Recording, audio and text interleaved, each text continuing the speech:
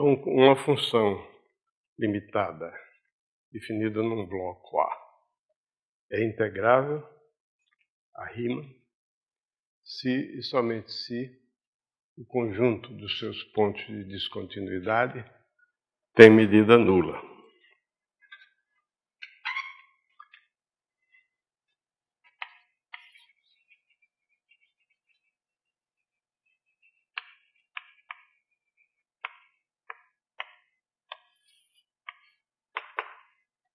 Vamos supor inicialmente que o conjunto dos pontos de descontinuidade tem medida nula. Então nós queremos provar que, diante dessa hipótese, a função f é integrável. Então vamos aplicar a condição imediata de integrabilidade. Bom, a condição imediata de integrabilidade diz o seguinte, que para todo epsilon maior do que zero, deve haver uma partição tal que a soma das oscilações de f em cada bloco da partição, multiplicadas essas oscilações, cada uma delas, pelo volume do bloco onde está sendo considerada, a soma seja menor do que epsilon. Bom, então, vou começar com a hipótese. A medida de f é igual a zero, então, para todo epsilon, existe uma cobertura do conjunto dos pontos de descontinuidade por meio de uma família inumerável de blocos abertos. Eu não vou chamar de B, porque mais tarde, logo em seguida, eu vou precisar do B para a condição imediata de integrabilidade, por isso que eu vou escrever C'1, C', apesar da letra C', esses aqui são blocos, que é a soma dos volumes dos blocos CK menor do que epsilon. Epsilon, vou tomar uma certa precaução, menor do que epsilon sobre um K maiúsculo.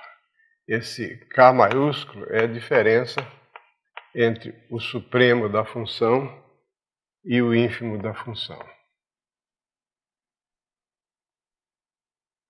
Ok? E mais cuidadosamente ainda, vou botar 2K aqui, porque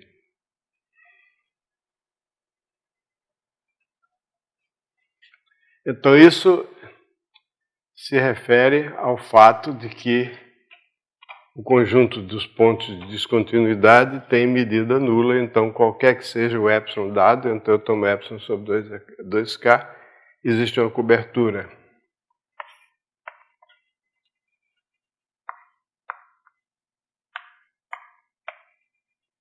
por meio de blocos abertos, tal que a soma dos volumes desses blocos é menor do que epsilon sobre 2K, onde K é a oscilação global, a diferença entre o sup e o ínfimo da função. Agora, o complemento do conjunto dos pontos de descontinuidade, ou seja, A menos DF, é o conjunto dos pontos em que a função é contínua. Então, eu posso escrever esse conjunto como sendo uma reunião enumerável, C2 linhas 1, C2 linhas 2, etc, C2 linhas K, onde a oscilação de F em cada um desses C2 linhas K é menor do que epsilon sobre 2 vezes o volume de A. Aqui eu estou usando o teorema de Lindelöf. Em cada ponto, a função em cada ponto que não está em DF, a função é contínua, portanto eu posso ter uma vizinhança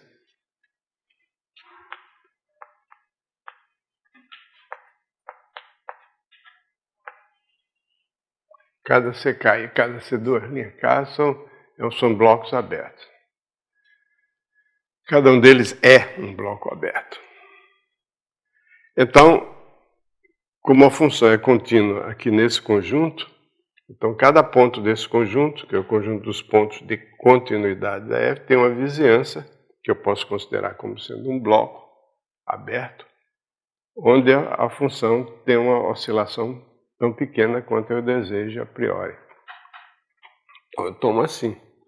E essa cobertura desse conjunto pode admitir uma subcobertura enumerável, então eu já ponho como A menos DF contido numa reunião enumerável de blocos abertos, em cada um dos quais há. Agora, eu vou achar uma partição P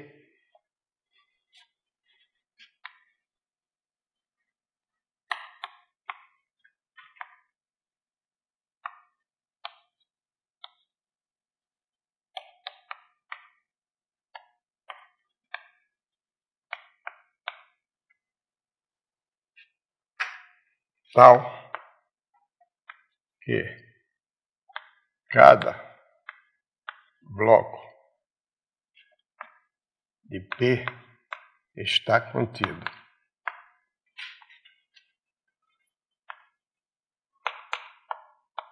seja, bom, esse até eu já botei seja ali,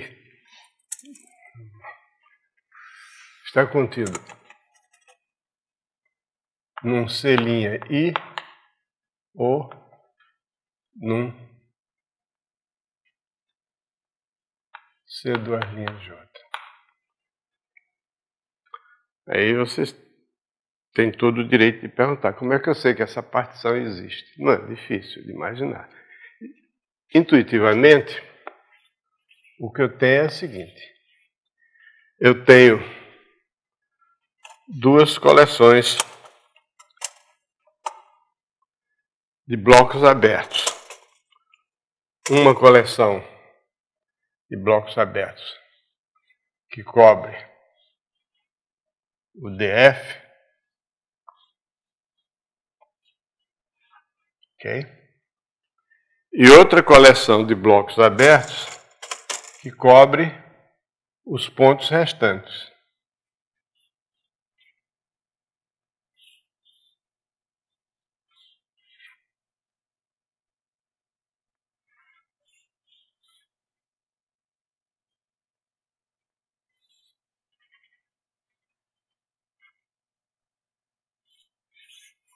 Ok, cobriu tudo.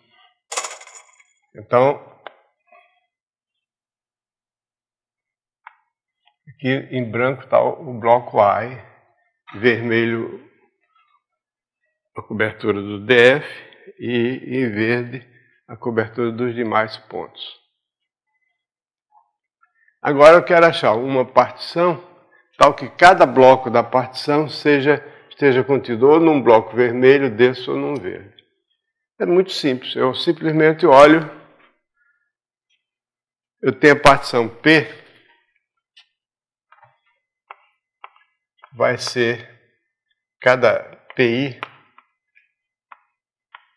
vai ser um RBI, onde o IP vai ser o produto desse aí. Intuitivamente eu vou fazer o seguinte, eu vou prolongar cada aresta, cada face daqueles blocos vermelhos e verdes até completar uma partição.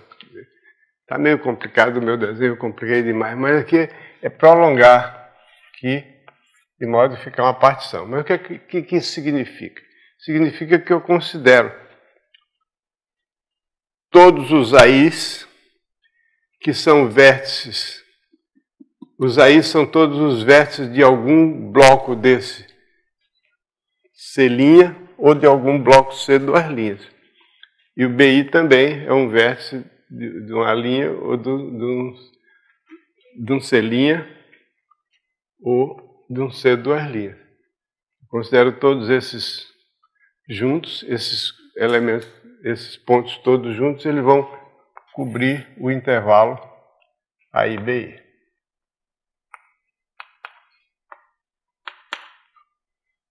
Desculpe. A IBI aqui são os extremos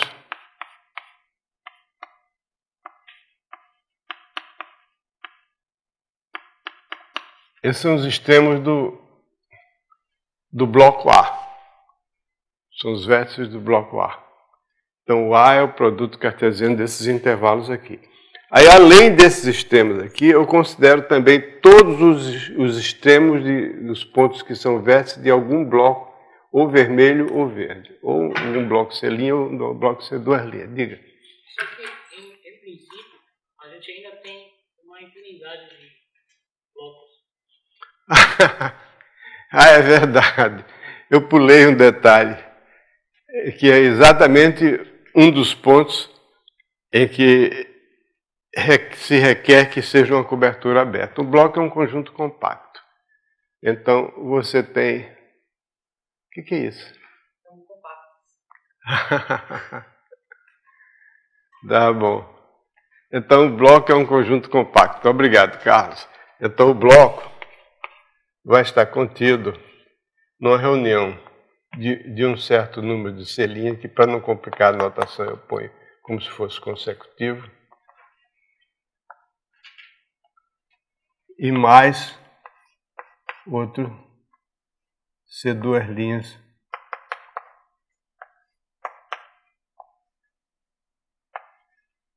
ok? Da cobertura, os blocos C' junto com os blocos C duas linhas formam uma cobertura do A. Como é compacto, eu posso tirar dessa cobertura uma subcobertura finita. Então eu tenho aquela situação ali. Obrigado, Carlos. Então essa é uma partição em que cada bloco de P está contido ou num C' ou num C duas linhas. Então, para mostrar que a função que cumpre essa condição, a medida dos pontos de descontinuidade é nula, que essa função é integrável, eu tenho que olhar para essa partição P, então para todos os blocos dessa partição, a oscilação da função f no bloco P, multiplicado pelo volume de B, e fazer essa soma. Fala. Quando você... Acho que não estou entendendo. Quando você pega um bloco que é um produtor de A e BI, ele cobre o C' ou C' e mais os bordinhos, né? Mais o quê? As faces. Também. Mas ele não é para estar contido? Não estou entendendo. O CI é aberto. É. Esse bloco aí que você falou é o fecho dele. Não. Não, eu tomo dos C' Is e dos C' K e dos C duas linhas K, eu vou aproveitar as extremidades, que não pertencem a eles. Não faz mal. Eu tomo as extremidades dele. Ele não contém as extremidades, mas eles têm extremidade. Em um bloco aberto, as extremidades, os pontos das faces não pertencem ao bloco, e muito menos os vértices pertencem ao bloco. Nem por isso ele deixa de ter faces e vértices. Não pertencem a ele, mas são partes dele e vértices dele. Por que ele está contido em algum bloquinho? Não estou entendendo. Você fez uma partição, né? Uma partição em blocos. Por que um bloco está contido em algum C'? Porque todo bloco dessa partição aqui, todo bloco dessa partição, uma partição é um produto cartesiano, é um conjunto finito de pontos. Né? Ok? Então, ela consiste de uma partição em cada um dos blocos aqui, em cada bloco, em cada uma das arestas. Em cada aresta eu tenho uma partição. Aí quais são os pontos dessa partição, da partição da aresta AIBI? Os pontos dessa partição são os pontos que são vértices, são a iésima coordenada de um vértice de C' ou de C duas linhas. E mais os vértices perdão, eu esqueci de dizer, os vértices de C' ou de C duas linhas que porventura estejam contidos em A. E mais os vértices do bloco original. Intuitivamente, a ideia é extremamente simples. Você tem um bloco, dentro dele você tem algumas coisas assim, tá? E então você prolonga isso aqui. Quando você prolonga, você fica com uma partição do bloco. É só isso.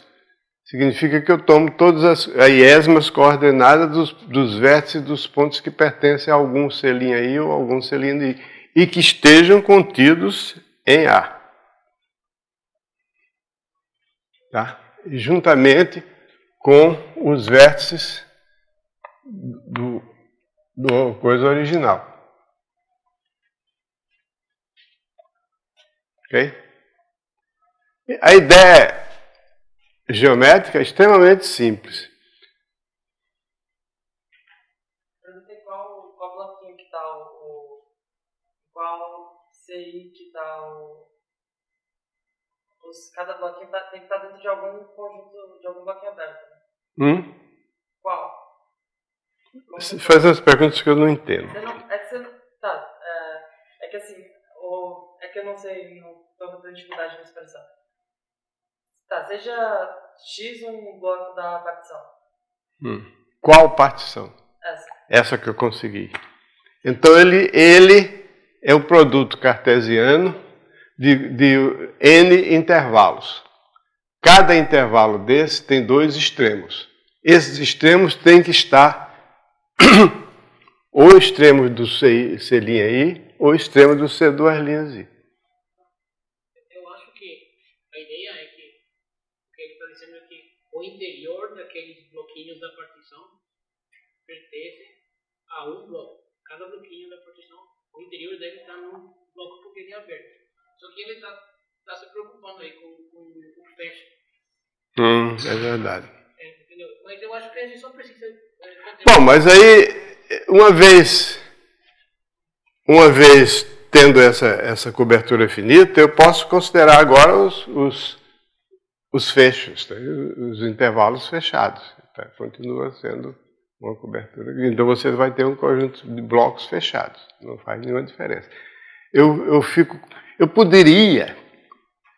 Nós sabemos que na definição de medida nula, a gente pode usar blocos abertos ou fechados. Eu poderia exigir que isso aqui, eu poderia admitir que esses blocos são blocos fechados, cujos interiores ainda cobrem A. Tá? Bloco fechado cujos interiores ainda cobrem A.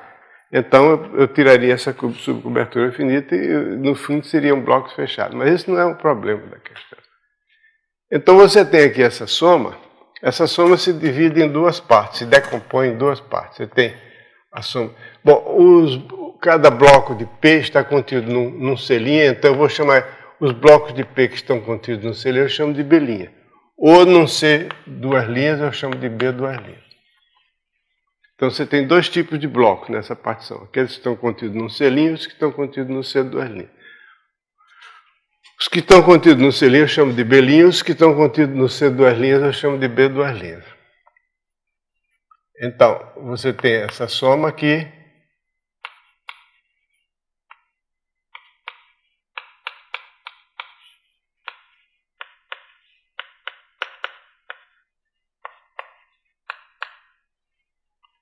Tem duas partes. Os blocos que estão contidos no selinho e os blocos que estão contidos em duas linhas. É claro que esses blocos são tem interiores disjuntos. Você tem interseção de dois blocos desses, é uma face, porque você tem uma partição. Aí essa soma, cada uma das parcelas aqui é menor do que epsilon sobre 2 por um motivo diferente. A primeira parcela, a soma é uma soma, a primeira parcela é uma soma, a segunda parcela também é uma soma, a soma em relação a todos os belinhos, isso aqui é a soma em relação a todos os B2'. Essa parcela aqui é pequena, essa soma é pequena, porque todos os ômegas belinha são menores do que K. Essa primeira parcela aqui é menor do que ou igual a K vezes a soma dos volumes dos belinhos. A soma dos volumes do belinha certamente é menor do que essa soma aqui. Os belinhas são contidos nos selinhos, então a soma é menor do que a soma dos selinhos. Então isso aqui é menor do que K vezes a soma do epsilon sobre 2K, igual a epsilon sobre 2. Então essa soma aqui é pequena porque, embora as oscilações eu não tenha controle sobre elas, porque nesses pontos a função é descontínua, mas eu tenho controle sobre o segundo fator, que a soma dos volumes dele é pequena. Aí é que entra a hipótese de que a medida do conjunto dos pontos de descontinuidade é zero. Então eu tenho agora a outra parcela. Essa é pequena por outro motivo. É porque aqui a soma dos volumes do belinha é menor do que o volume de A. Claro, a soma dos volumes do B2' é menor do que ou igual ao volume de A, porque são blocos de uma partição, não tem sobreposição. E esse aqui, cada um deles, a oscilação é menor do que epsilon sobre 2 volume de A. Então isso aqui é menor do que epsilon sobre 2. Então essas parcelas, essa soma aqui, que é a primeira parcela, é menor do que epsilon sobre 2, e a segunda é menor do que epsilon sobre 2, a soma dos dois é menor do que epsilon. Ok? Então isso prova que se o conjunto dos pontos de descontinuidade tem medida nula, então a função é integrável.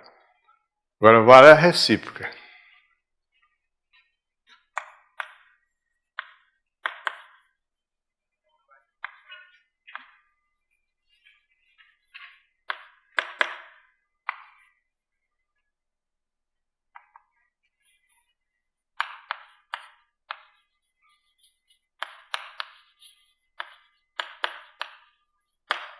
Agora vamos supor que a f é integrável, eu vou mostrar que o conjunto dos pontos de descontinuidade da f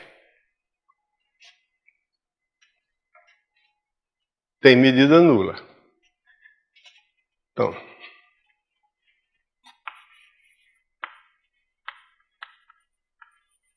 para cada k natural, seja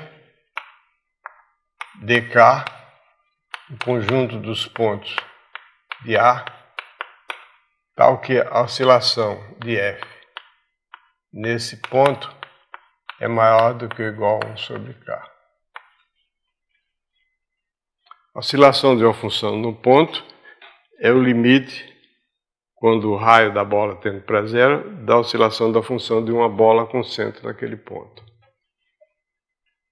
Então, tem um ponto X, considero uma bola com centro em X, ou um bloco, tanto faz, e olho para a oscilação da função nessa bola. Essa oscilação é a função do raio da bola, digamos, delta. Então, a oscilação significa o sup menos o ínfimo da função nessa bola. Então, faço o limite quando o delta tende para zero. Esse limite existe porque a função, como função de delta, essa oscilação é crescente. Na verdade, decrescente porque o delta está tendendo para zero, mas a função é crescente. Então, o DF é igual à reunião dos DK.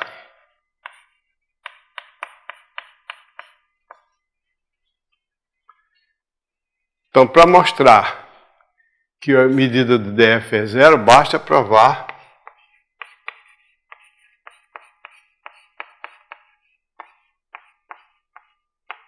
que a medida do DK é igual a zero.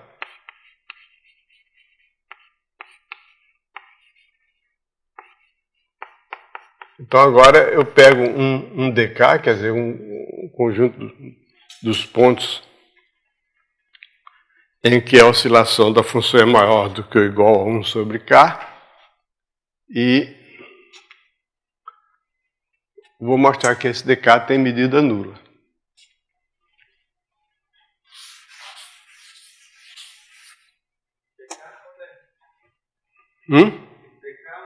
DK. Porque DK é a reunião, DF é a reunião dos DKs. Se eu mostrar que cada DK tem medida nula, o DF tem medida nula, porque é uma reunião de conjuntos, uma reunião enumerável de conjuntos de medida nula é um conjunto de medida nula.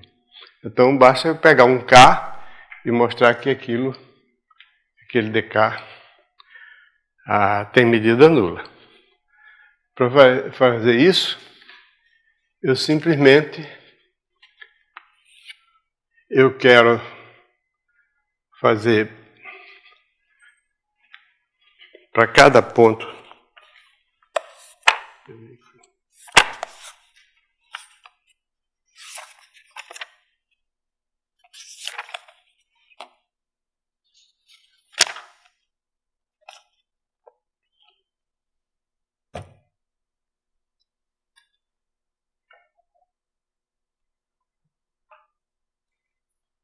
Bom, agora, sim, eu tenho a hipótese de que f é integrável. Tinha que me apegar em alguma coisa, né? Tem a hipótese que a f é integrável. Então, existe, dado, vou provar que a medida de k é zero, então, dado um epsilon,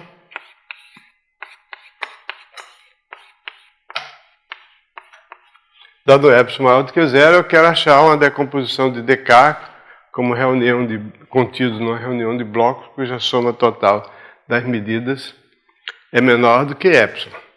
Então, como f é integrável, existe uma partição P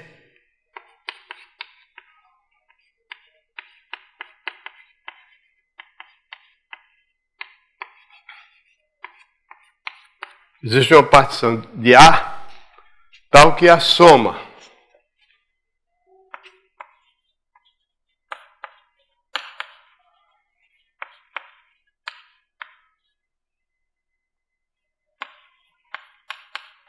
essa soma das oscilações da função do bloco multiplicado pelo volume do bloco vai dar menor do que epsilon. Aliás, novamente, para ser, como eu tenho as oscilações aqui são maiores do que ou igual a 1 sobre K, eu tomo epsilon sobre K. Então, eu tenho isso. Então, eu tenho imediatamente o seguinte, 1 sobre K vezes a soma do...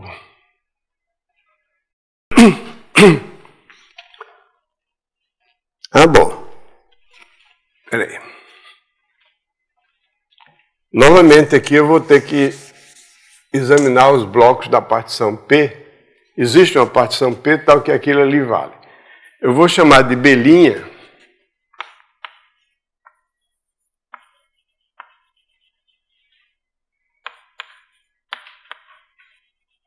um bloco genérico, ou seja, todos os blocos de P contidos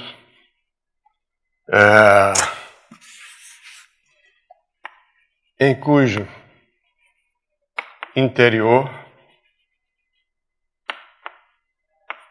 há algum ponto onde a oscilação da função é maior do que ou igual a 1 sobre K. no interior. Eu vou precisar do interior. Daqui a pouco você vai ver por que eu vou precisar do interior.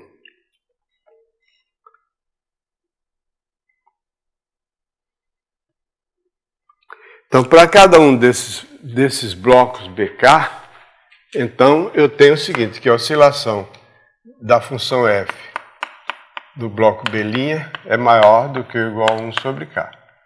Porque se é maior do que 1 sobre, ou igual do que 1 sobre K em algum ponto do interior de B', então é aí que eu preciso. Então a oscilação, o máximo menos o mínimo, porque se esse ponto de DK estivesse no bordo, a oscilação da função restrita, o bordo podia ser zero, porque a função podia ser contínua dentro do bordo e descontínua fora. Ele está exatamente...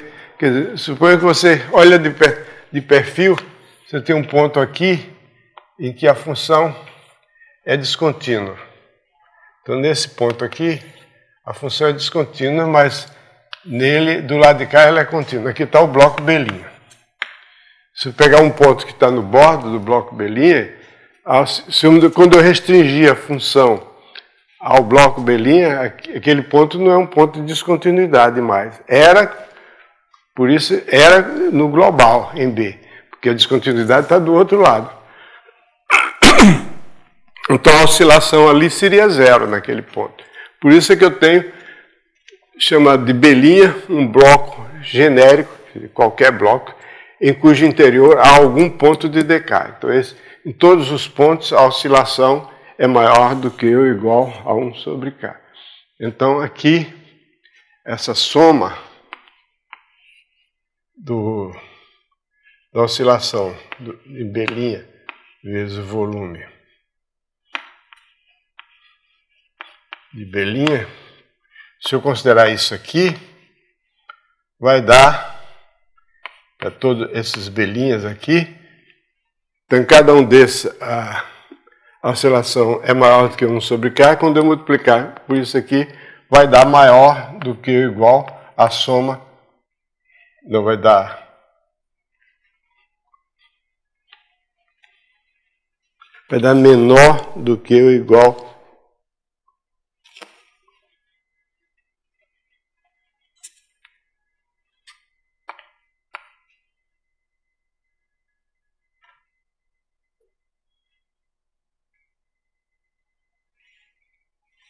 a soma dos volumes. Espera aí, agora sou eu que não estou entendendo. Devia ser maior, né? Porque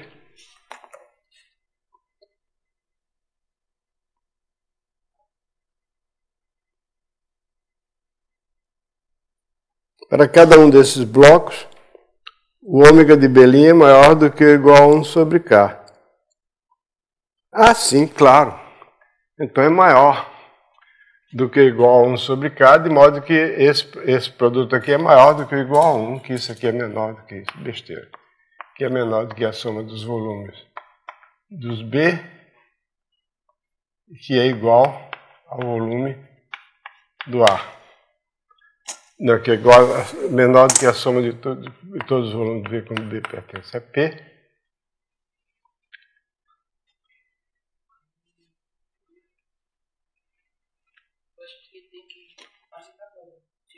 Que é menor. Espera aí.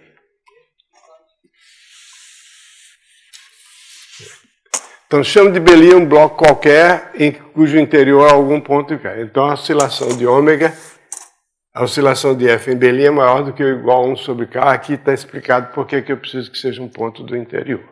Então, se eu tomar 1 sobre K vezes a soma em relação a todos esses blocos B' que contêm algum ponto de DK no seu interior, de oscilação de ômega de F em B', multiplicado pelo volume de B', isso aqui vai ser menor do que ou igual a...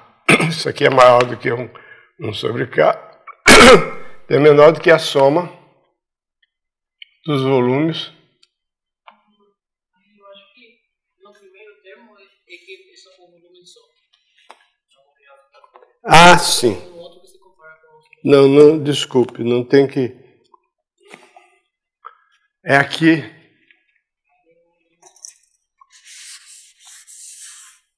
É a soma de 1 sobre K vezes o volume do B'. Vai ser menor do que ou igual à soma das oscilações do B', desculpe, volume de B'. Desculpem pela confusão. Ok. Então, quer dizer o seguinte, que 1 sobre K vezes a soma de todos os volumes de B' é maior do que ou igual, é menor do que ou igual à oscilação, porque a oscilação ômega B', que é por definição a oscilação de E em B' é maior do que isso, então isso aqui, por sua vez, é menor do que ou igual à soma de todos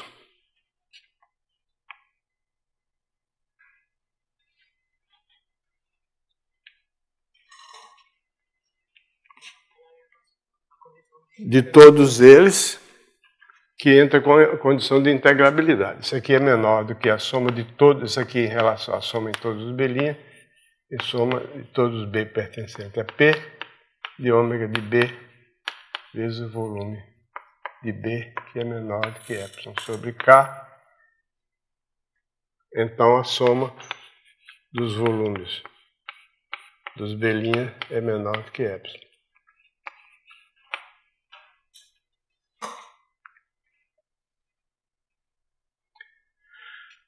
Muito bem.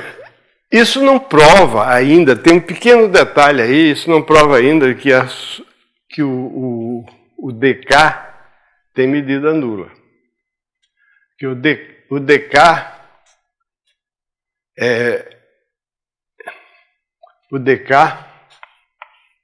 está contido na reunião de todos esses blocos B' aqui, mais um certo conjunto X, que é exatamente o conjunto dos pontos que estão no bordo de algum bloco desses, B', e que pertencem, e que nesse ponto, esse ponto está em dk. São os pontos de dk. Nem todos os pontos de dk estão no interior dos B'. Então, existem alguns pontos de dk que estão no bordo. Mas esses pontos aqui formam um conjunto de medida nula.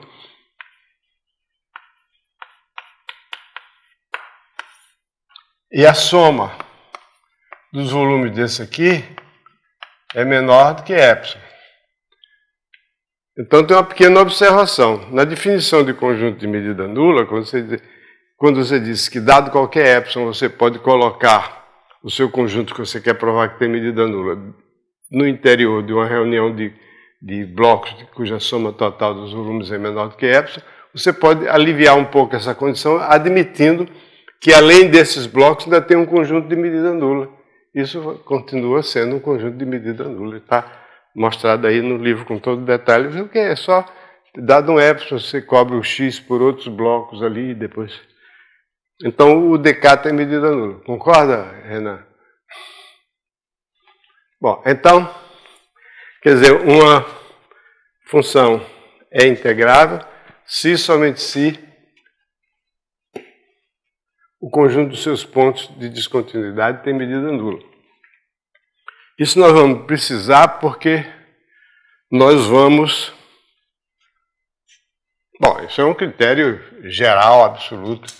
Vamos definir... Meu objetivo é definir funções... Definir integral de funções cujo domínio não são necessariamente... Cujos domínios são conjuntos mais gerais do que blocos. Não pode ser completamente gerais, são conjuntos que têm uma medida a Jordan, são mensuráveis a Jordan. Bom,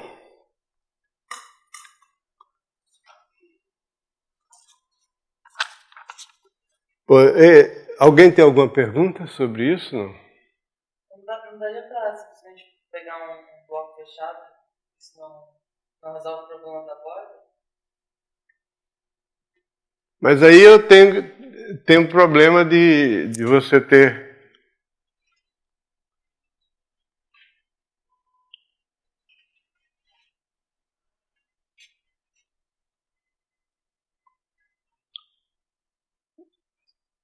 Bom, se você pegasse blocos fechados,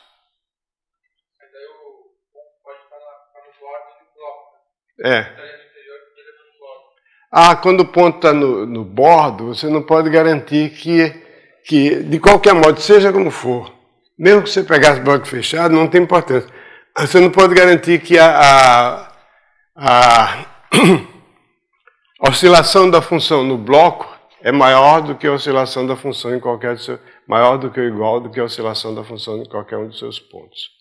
Porque, novamente, é a mesma coisa. Isso aqui, para esse ponto, tanto faz ele estar no bloco como não, dá no mesmo. A oscilação da função do bloco fechado aqui, essa função aqui, por exemplo, eu estou desenhando aqui o gráfico de uma função. Esse ponto aqui, né? Essa função que tem esse gráfico, né, a oscilação dela em qualquer ponto do bloco, mesmo fechado, é zero. Ok? Então eu não posso... Embora a oscilação nesse ponto aqui não é zero, mas no bloco ela é zero. Tem que estar no interior mesmo, não tem jeito. Se eu pudesse botar assim era mais fácil. Eu cortaria seis linhas do livro. Muito bem. Então agora nós vamos tratar de integração repetida. Uma coisa que todo mundo que estudou cálculo sabe é que o único jeito de se calcular uma integral dupla é reduzir duas integrais simples. Não tem jeito. Integral tripla, 3 integrais simples.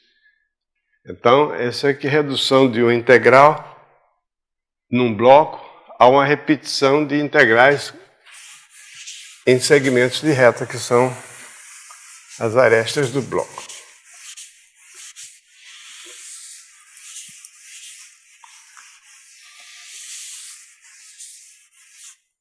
Então, para isso, eu tenho uma função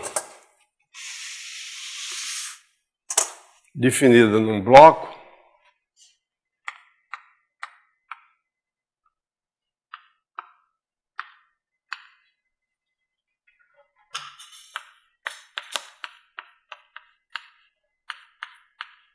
Imagina assim, um caso mais simples.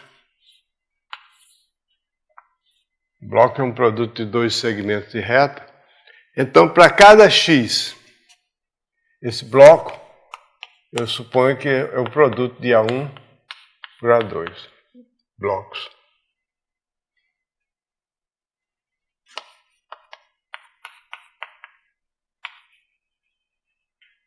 Aqui, por exemplo, é o A1, aqui é o A2. Então, o bloco é A1, A2.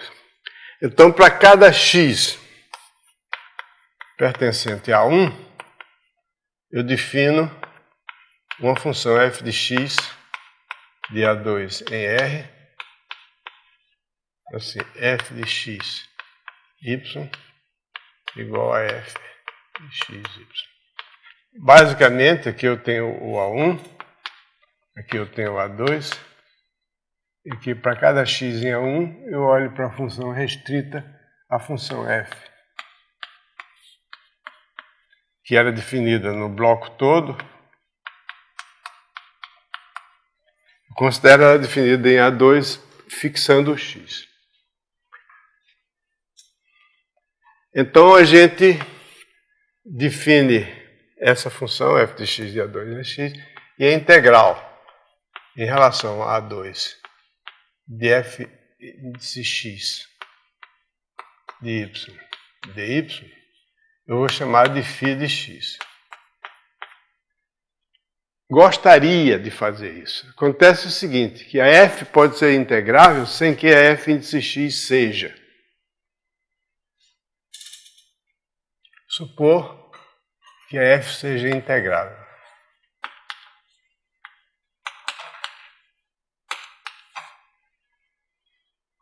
Se a f for contínua, tudo bem. Se ela é contínua no bloco, ela é contínua em cada um daqueles segmentos verticais. Mas ela pode ser integrável e para alguns valores de x, a f índice x pode não ser integrável.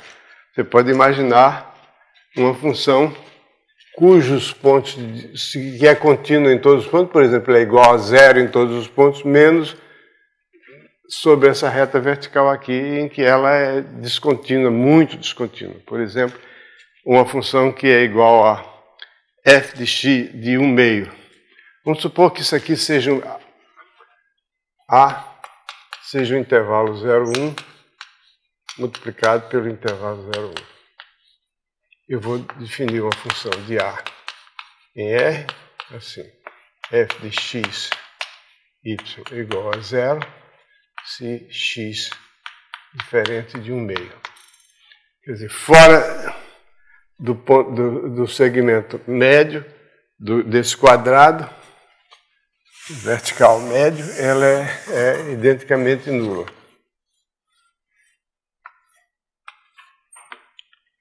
E f de 1 meio y é igual a 0 ou 1 se y pertence aos racionais ou se y não pertence aos racionais. Então, essa função f é uma função integrável, porque as descontinuidades dela estão situadas num segmento de reta que tem medida nula no plano, e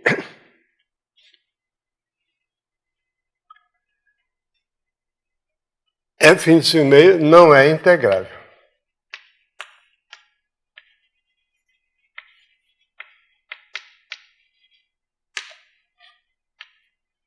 Porque é descontínuo em todos os pontos do segmento de reta. Então, isso que eu gostaria de fazer eu não posso fazer, então eu ponho integral inferior. E considero psi uma função também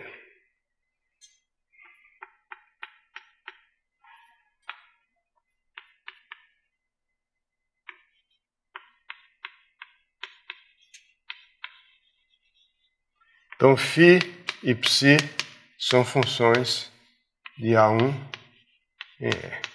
Integral inferior e integral superior. Então, a φ e a psi são integráveis. Esse aqui é o teorema. E, vou apagar isso aqui, que é um exemplo. E a integral em A1 de φ de x dx é igual à integral em A1 de psi de x dx, que é igual à integral de f de x y dx dy em A1 vezes A2. A integral em A1 vezes A2 representa assim, f de xy dx dy. Dx e dy não significam nada, por enquanto. Depois vão significar quando no finzinho do livro a gente tem o teorema de mudança de variáveis, aí os dx e dy significam, na mudança de variável, tem um significado. Então esse é o teorema.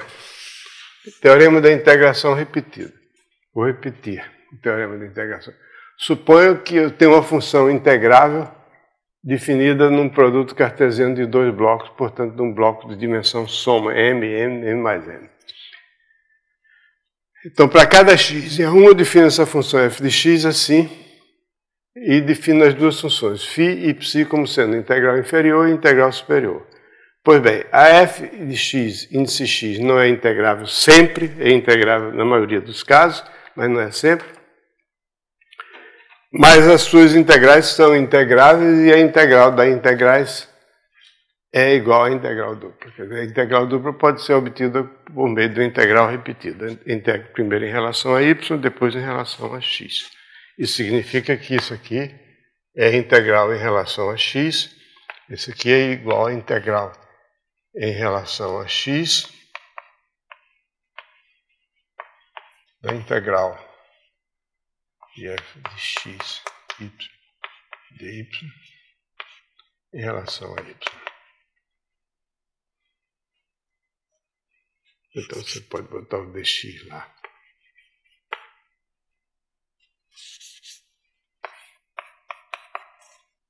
Esse é o teorema de integração repetida. Ele se baseia numa observação praticamente banal. Mas o que eu acho notável nesse teorema é que essas duas funções psi e φ são integráveis e têm a mesma integral. Claro que eu estou me baseando no fato de que a f é integrável. Bom, qual é a observação banal? A observação banal é a seguinte. Se eu tiver um bloco B1 e um bloco B2, se eu fixar um ponto X no bloco B1, então se eu olhar, por exemplo, para o ínfimo da F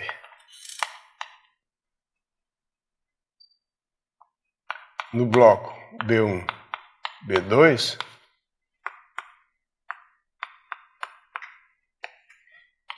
esse ínfimo é menor do que ou igual ao ínfimo de f de x no bloco B2, qualquer que seja o x em B1. É claro, você toma um ínfimo de um conjunto, ele é maior do que ou igual ao ínfimo de... é menor do que ou igual ao ínfimo de qualquer subconjunto dele. Ok?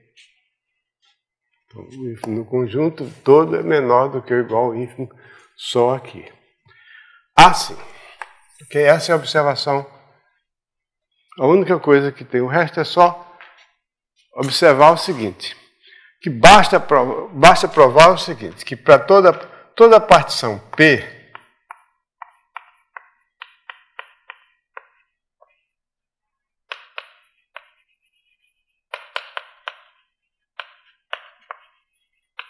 toda a partição do bloco A1, A2, A1 vezes A2, é o produto de uma partição de A1 por uma partição de A2. Essa é a observação. Então, basta provar o seguinte, que para toda partição eu tenho que a soma inferior relativamente à partição P da função f relativamente à partição P é menor do que ou igual a soma inferior da função φ relativamente a P1, que por sua vez, essa P é P1, P2. Eu vou escrever logo explicitamente aqui S da F relativamente ao produto P1 vezes P2, que por sua vez é menor do que a psi, do que a soma superior de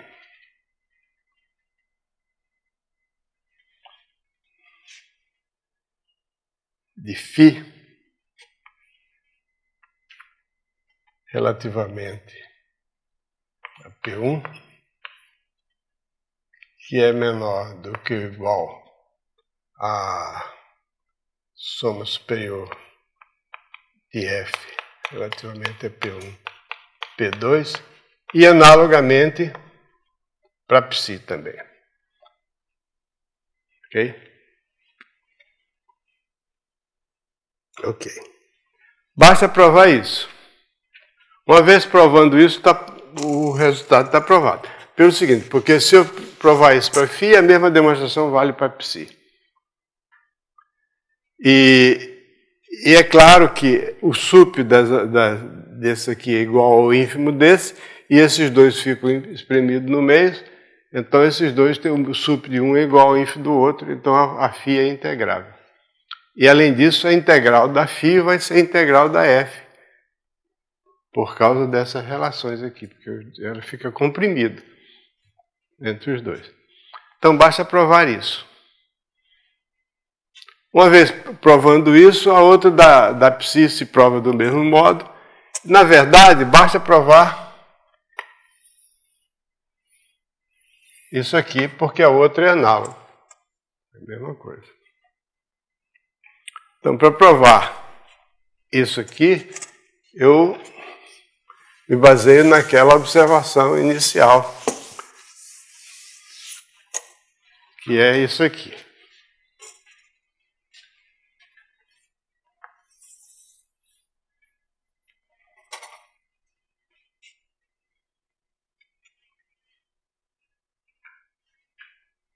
Bom, vou apagar isso aqui.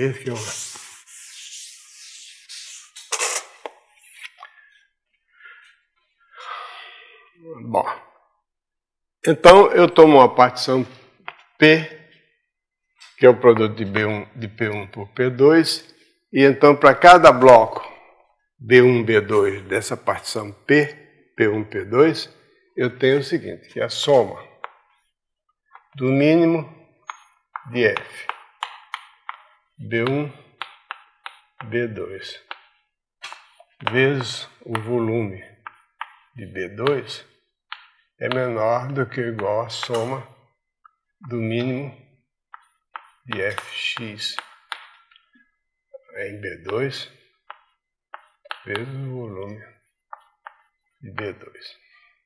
Isso aqui é a soma em relação a todos os B2.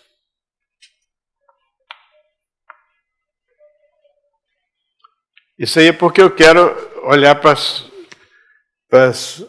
a integral inferior da φ e comparar com a integral inferior da f. Muito bem. Agora, por sua vez, isso aqui, então isso aqui é para cada x pertencente a B1. Então isso aqui, por sua vez, é uma soma inferior da função f índice x. A função f índice x está definida aqui. Então isso aqui é uma função f índice x. Definida aqui não, está definida muito mais do que aí. Nessa faixa, nessa reta. Então isso aqui é uma soma inferior e a soma inferior é menor do que o φ de x, que é a integral inferior da f índice x. Como isso aqui para cada x, isso aqui vale, então isso significa que essa soma aqui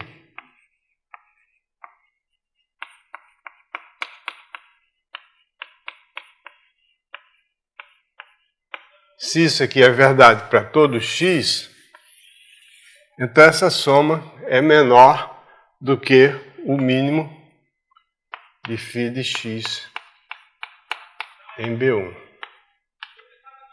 Ok? Se um número é menor do que todos os elementos de um conjunto, então é menor do que o ínfimo daquele conjunto. Consequentemente, se eu multiplicar isso aqui pelo volume de B1 e somar, então a soma de M, de F, B1, B2, tá? Tá faltando aqui, eu esqueci de multiplicado pelo volume de B2 é menor do que φ de x para todo x. Então isso aqui é menor do que isso aqui multiplicado pelo volume de B2, de B1, vezes o volume de B2, é menor do que ou igual. Isso aqui para todo x, então é menor do que o ínfimo de φ de x em B1. E é menor do que a soma do ínfimo de φ de x em B1 vezes o volume de B1.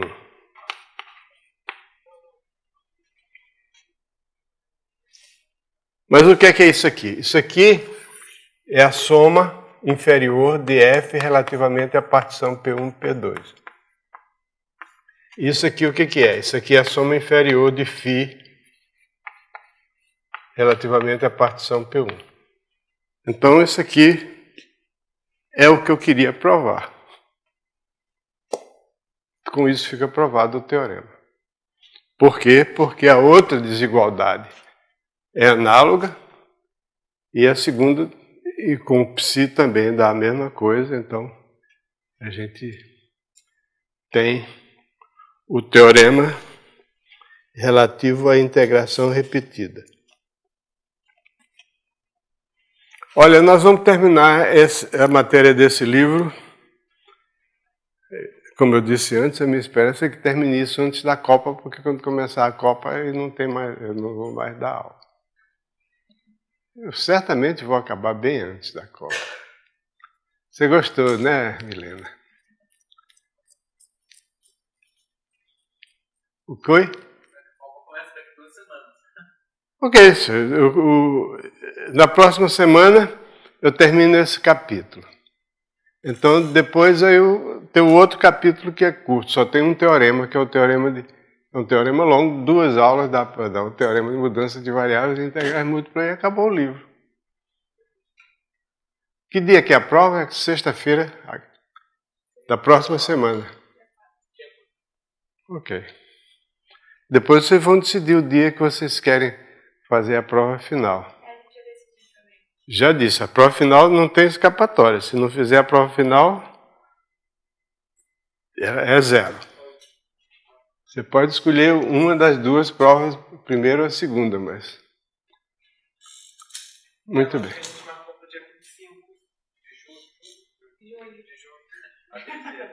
A terceira? Logo depois de São João, né?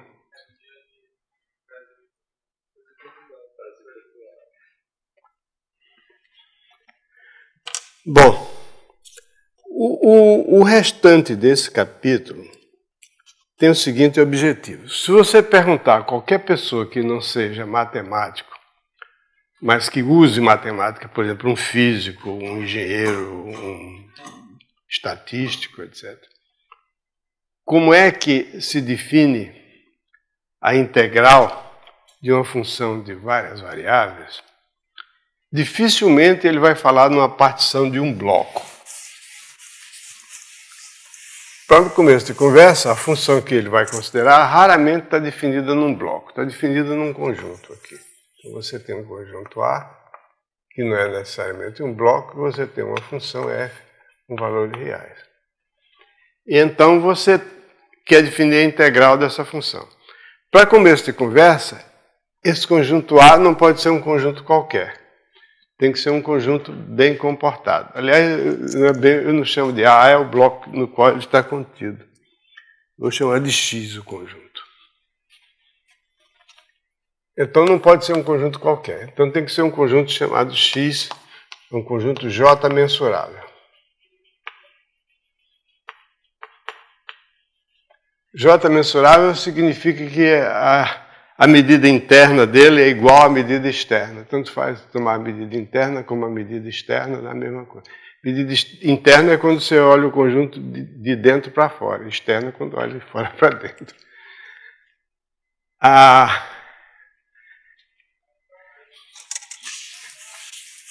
E então você tem essa função, eu vou já definir o que é isso. Já, ainda tem 20 minutos de aula. Então você tem essa função, e como é que você vai definir a integral de f no conjunto x? Então ele diz o seguinte, você pega e divide o conjunto x em pedaços menores. Aí você, em cada um desses pedaços menores, você escolhe um ponto.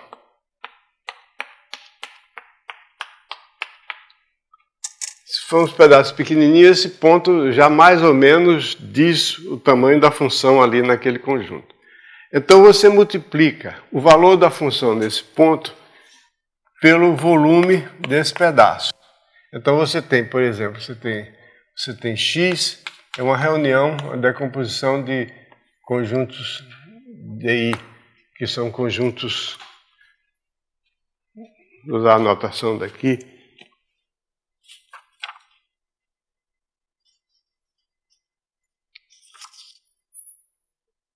xi.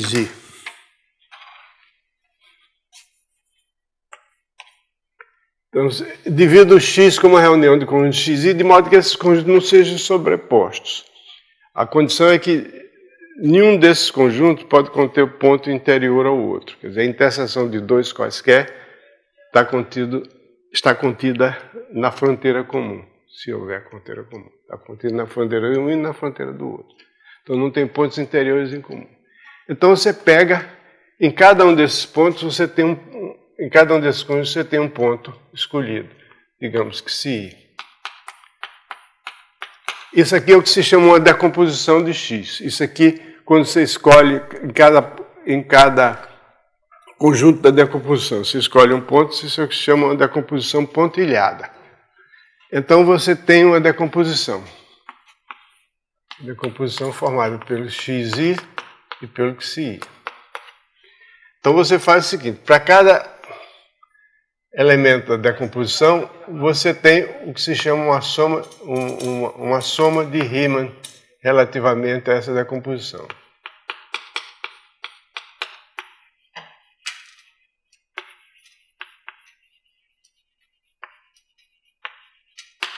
Que é a soma do valor da função no XI multiplicado pelo volume do conjunto XI. Quer dizer, para cada um desses conjuntinhos XI aqui, eu multiplico o volume dele pelo valor da função no ponto que eu escolhi. Isso é um valor aproximado da integral. Como é que se obtém a integral? É o seguinte, eu passo o limite, tomo o limite dessas somas.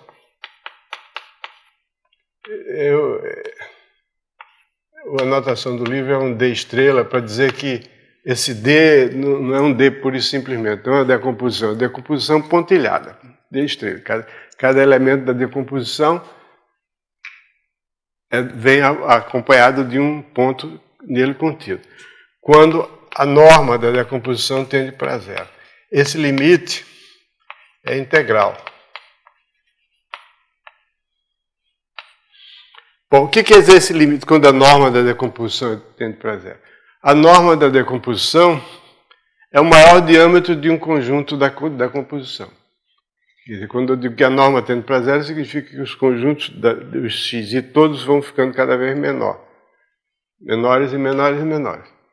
Então, essa aqui é a definição que toda pessoa que não é matemático empedernido, fanático e profissional considera como sendo. E a gente também, a partir da próxima aula, vai considerar assim essa definição. É uma definição bastante intuitiva. Você tem essa soma e você passa essa soma ao limite quando esses conjuntos vão ficando cada vez menores. Então, o teorema a ser demonstrado, qual é? É que essa definição coincide com a que nós demos até agora. Então, você diz, por que você não usou essa desde o começo, ser igual? É porque essa aqui é mais difícil de trabalhar, a outra é mais fácil de você manejar com ela. Você tem os blocos, as partições, etc. Você prova tudo aquilo. Então, o que quer dizer tudo isso? Em primeiro lugar, para que isso seja um teorema, é preciso que esse segundo membro esteja bem definido, senão não é um teorema. O lado de cá é fácil de definir. Se o limite é um número tal que para todo epsilon existe um delta tal que se a norma da partição é menor do que delta, então esse número difere dessa soma aí por menos de epsilon. Ok? Então, isso aqui está definido facilmente. Agora, o que é isso aqui? O que é a integral de f no conjunto x? Então, a integral de f no conjunto x é o seguinte, esse conjunto x tem que ser um conjunto limitado, portanto, ele cabe dentro de um bloco. Então, eu pego a função f, estendo para um bloco que contém x, pondo zero fora de x. Aí vai introduzir descontinuidades. Onde é que estão essas descontinuidades? Se esse x estiver contido no interior do bloco, as descontinuidades de x são as descontinuidades que a f tinha já antes de x e mais a fronteira de x. São os pontos da fronteira, porque ele... A não ser que eu tivesse uma função tão camarada que quando o x tendesse para a fronteira, ela tendesse para zero também. Mas é esperar demais, né? Isso pode acontecer, uma função. Tudo bem, às vezes acontece. Bem, palmas para ela. E se ela era contínua, continua contínua quando eu acrescento pondo zero.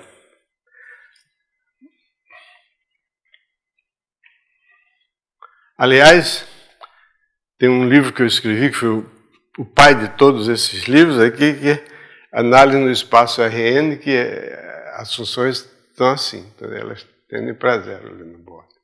Porque quando a gente estuda funções definidas em superfície e decompõe em pedacinhos, você pode sempre fazer de tal modo que isso ocorra. Mas então esse é o teorema. Bom, mas para demonstrar esse teorema, é preciso dar umas definições. O que é isso aqui? Então, isso é essa definição aqui. Eu tenho que estender, pondo zero fora do x. Então, por definição, isso aqui, por definição, é a integral de f de x dx no bloco A. Bom, mas aí é preciso que quando eu estender essa função pondo zero fora de x, ela seja integrável.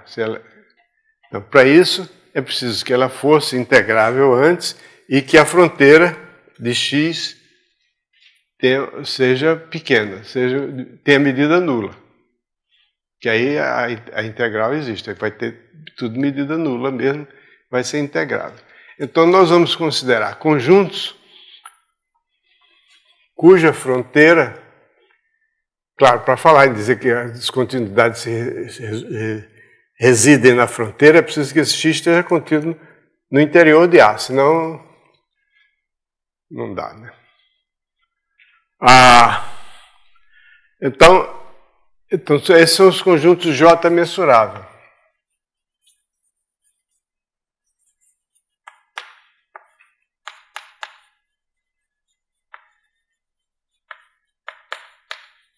J vem de Jordan. Camille Jordan foi um matemático francês que viveu no século XIX, começo do século XIX, até o meado, escreveu um belíssimo livro chamado Cours d'Analyse, que continuou a tradição estabelecida por Cauchy de escrever livros de análise e que se seguiu por vários outros professores da École Polytechnique de Paris, foi escrevendo um curso de análise após o outro, alguns deles com grande sucesso, mas Picard, depois veio Goursat, e ultimamente, o último foi Dieudonné. Schwartz também escreveu mas o Dieudonné é o mais definitivo, que se chama Parecida Analise. Bom, então o Jordan, ele definiu mensurabilidade, que é uma forma de você estender a noção de volume, comprimento, volume, área da geometria elementar. Então, para isso, para ficar mais elegante a apresentação desses conceitos, a gente introduz a função característica de um conjunto, que todo mundo já ouviu falar. Uma função característica é o seguinte: você tem um conjunto X, você coloca esse conjunto num bloco, e a função característica de X é a função definida num bloco. Bom, pode botar onde quiser. Que psi de X só assume dois valores: 0, se X pertence a A menos X, e que psi de X é igual a 1 se X pertence a X. Quer dizer, é uma função que é 1 quando o ponto está em X e 0 quando o ponto está fora de X, e essa função é definida num bloco contendo o conjunto X.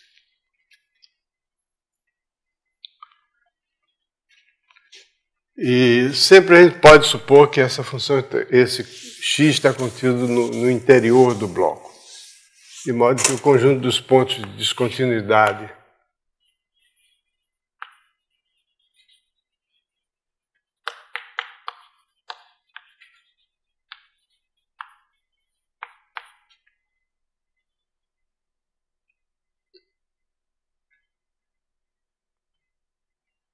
O conjunto dos pontos de descontinuidade de x é igual à fronteira de x.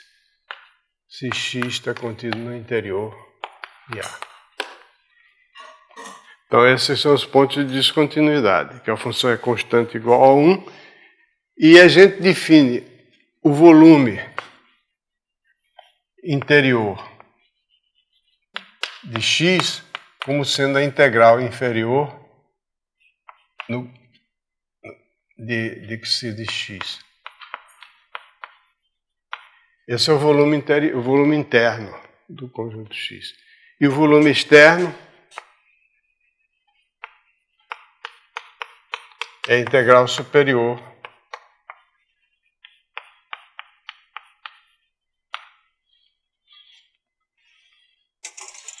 se nós remontarmos a definição de integral inferior e a definição de integral superior, aqui está o conjunto x, a gente vai ver que isso, essa definição que é dada aqui corresponde a considerar partições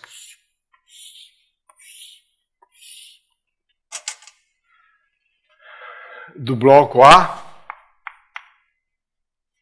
e para cada partição do bloco A, eu tenho a soma dos volumes dos subblocos que estão contidos em x, e o sup dessa soma dos volumes dos subblocos contidos em x vai dar o volume interno.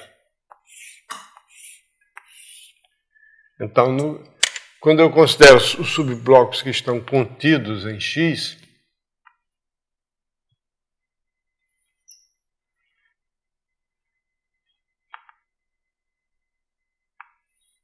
nesse caso aqui só dá isso mesmo. Então, a soma dos volumes, dada uma partição de A, a soma dos volumes dos subblocos dessa partição que estão contidos no conjunto x, dá uma soma inferior para essa integral. E você toma, então, o sup dessas somas, então você tem isso aqui, que é o volume interno. O volume externo é o ínfimo das somas dos volumes dos blocos que intersectam x.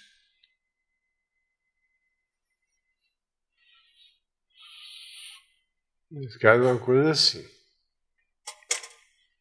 À medida que você toma partições cada vez mais finas, as somas superiores diminuem, as somas inferiores aumentam. Então a gente tem o volume externo e o volume interno. É claro que o volume interno é sempre menor do que ou igual ao volume externo, e você disse que o conjunto x é J mensurável,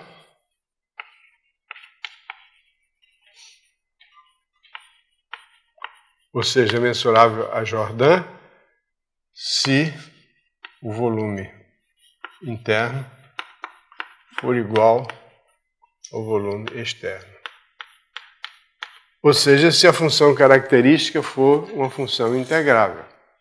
Para que isso aconteça, é necessário o suficiente que o conjunto dos pontos de descontinuidade da função de característica tenha medida nula, ou seja, que a fronteira tenha medida nula. Então, nesse caso, aí o volume de x vai ser a integral da função característica. Isso não depende de qual bloco você pega. Se você pegar um bloco maior, tanto faz, porque vai dar tudo zero que estiver longe. Então, esse aqui, então, conjuntos mensuráveis, J mensuráveis, são aqueles cujo bordo tem medida nula. Ok? Então, eu tenho aqui as propriedades elementares do volume do conjunto e tal. E o teorema que nós vamos demonstrar na próxima segunda-feira vai ser aquele teorema que diz que a integral, se você tem uma função assim, então a integral, uma vez que você tem um conjunto J mensurável, a integral de uma função definida nele é a integral ao longo de um bloco da função que é definida pondo zero fora do x. Então, vale isso aqui, esse aqui é o teorema a demonstrar, que isso aqui é igual a isso. Ok?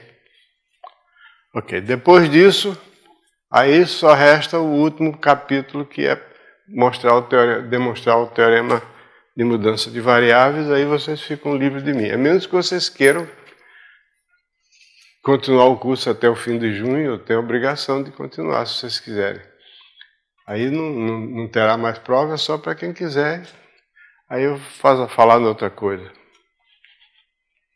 Por exemplo, podia falar em integrais curvilíneas, por um caso. Seja quem sabe. Bom, até segunda.